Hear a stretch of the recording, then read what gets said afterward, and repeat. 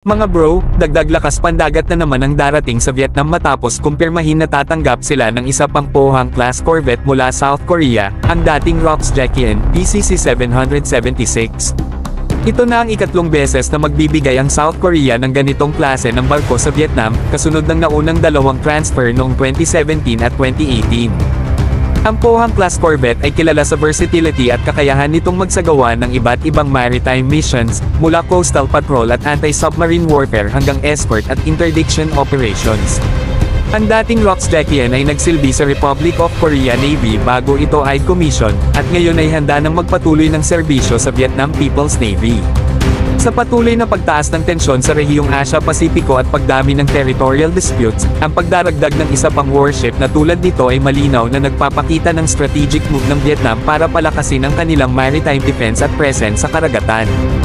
Dagdag pa rito, pinapalalim din nito ang defense ties sa pagitan ng South Korea at Vietnam, na ngayon ay mas nagiging mahalaga sa harap ng mga umiiting na geopolitical challenges. Mga bro, sa bawat bagong barkong pumapasok sa fleet ng Vietnam, mas lumalakas ang kanilang kakayahan na protektahan ang kanilang maritime interests at national sovereignty. Ang dating Rox Jacquian, na ngayon ay magpapatuloy ng buhay sa ilalim ng bandila ng Vietnam, ay patunay na ang mga dating assets ng ibang bansa ay pwede pa ring magdala ng malaking halaga sa bagong may-ari. Sana all, mga bro. Ano ang opinion niyo sa balitang ito mga bro, habang ang Vietnam ay makakatanggap na ng bagong Pohang-class tayo ay naghihintay pa ng galaw ng Philippine Navy?